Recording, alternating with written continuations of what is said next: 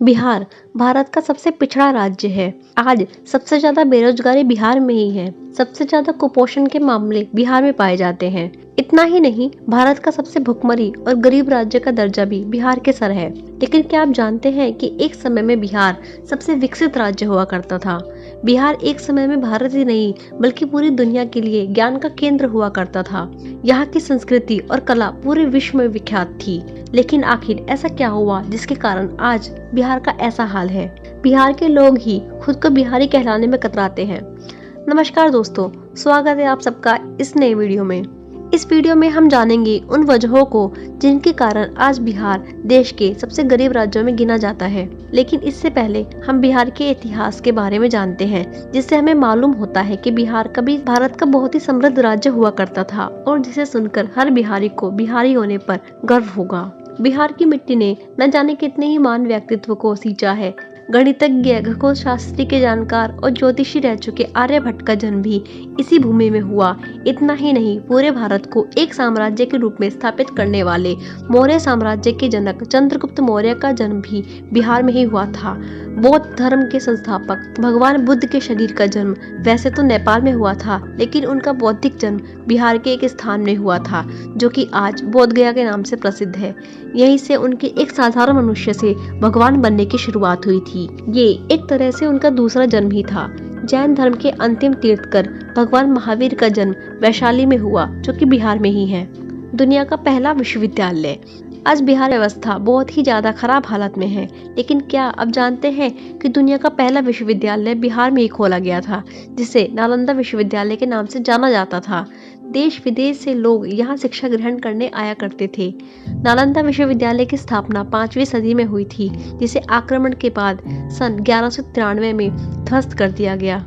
सबसे ज्यादा आईएएस और आईपीएस बिहार से ही आते हैं। इस बात से तो हर कोई परिचित होगा कि देश में सबसे ज्यादा आईएएस और आईपीएस इसी राज्य से निकलते हैं। इतना ही नहीं, सबसे ज्यादा बैंक पीओ भी बिहार राज्य से ही निकलते हैं। देश की राजनीति में भी बिहार का बहुत बड़ा योगदान रहा है। देश की आजादी के लिए कई बड़े बड़े आंदोलन की शुरुआत बिहार से ही हुई, जिनमें से एक है चंपारण का आंदोलन। देश के पहले राष्ट्रपति भी बिहार की धरती से ही निकले थे, जिनका नाम था डॉक्टर राजेंद्र प्रसाद, जो कि एक महान भारतीय स्वतंत्रता सेनानी थे। परंतु अब बिहार की ऐसी दुर्गति कर दी गई है कि वहाँ दूसरे राज्यों से तो क्या, खुद बिहार के लोग भी रहने से कतराने लगे हैं। जहाँ लोगों को बिहारी होने पर, वहाँ की संस्कृति पर, इतिहास पर गर्व होना चाहिए था, वहीं आज लोग ये बोलने में भी शर्म महसूस करते हैं कि वो बिहार से हैं। बिहार में इतनी क्षमता है कि वो अपने आप को जीरो से हीरो बना सकता है। यहाँ जनसंख्या बहुत अधिक है, जिनमें युवाओं की संख्या सबसे ज्यादा है, जो मेहनत, बुद्धि और कलाओं में कुशल है, जिसका सीधा सा अर्थ है कि यदि वो लोग चाहें तो बिहार को ऊंचाई पर पहुंचा सकते हैं। तो आइए अब बात करते हैं कि ऐसे कौन से कारण हैं जिनकी वजह से बिहार सबसे पिछड़ा राज्य है। बिहार के बाकी राज्यों से पिछड़े रह जाने के भी बहुत से कारण हैं। उनमें से पहला है जनसंख्या। बिहार की जनसंख्या का अधिक होना वहाँ के पिछड़ेपन का एक बहुत ही इम्पोर्टेंट कारण है, क्योंकि इस जनसंख्या का उचित इस्तेमाल किया ही नहीं गया। जितनी वहाँ जनसंख्या है, उतने न ही स्कूल और कॉलेज हैं, न अस्पताल, न रोजगार के साधन। इसलिए यहाँ की साक्षरता दर सबसे कम है और अस्पताल कम होने से मृत्यु दर और जन्म दर अनियमित है। नंबर 2 है भौगोलिक स्थिति।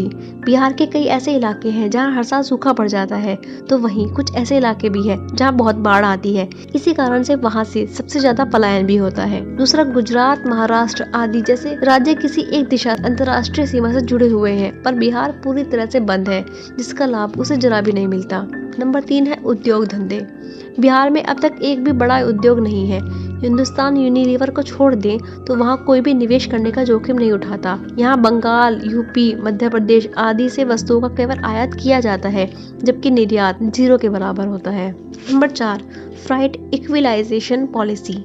साल 1952 में सरकार ने इस नीति को लागू किया, जिसके तहत उद्योगपतियों को कहा गया कि वो किसी भी राज्य से खनिज संसाधन किसी भी राज्य में ला सकते हैं। साथ ही उन्हें खनिज पदार्थों के परिवहन पर सब्सिडी भी दी गई, जिससे कि उद्योगपतियों ने महंगे इलाकों में अपने उद्योग लगाए और सारा खनिज और कच्चा माल बिहार जैसे पिछड़े राज्यों से लाए। यदि यह नीति ना होती तो इन्हीं पिछड़े इलाकों में अपने उद्योग लगाने पड़ते, जिससे वहाँ रोजगार के अवसर बढ़ते और बिहार आज एक विकसित राज्य होता। नंबर 5, पिछड़ी सोच। बिहार के हर दूसरे युवा के दिमाग में बचपन से ये बैठा दिया जाता है कि वो बड़ा होकर एक अफसर बनेगा, जिससे हर पढ़ा लिखा व्यक्ति केवल आईएएस और आईपीएस बनने की होड़ में लगा रहता है, जिससे कि उनकी खुद की कार्यकुशलता, उसका टैलेंट इसी में गुम हो जाता है।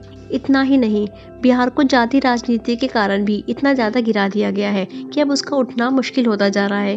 परंतु अब भी समय रहते यहाँ शिक्षा, स्वास्थ्य और रोजगार को दुरुस्त किया जाए तो बिहार केवल खुद को ही नहीं बल्कि भारत को भी ऊंचाइयों पर ले जा सकता है। तो दोस्तों, ये तो थे बिहार के पिछड़े होने के कुछ कारण।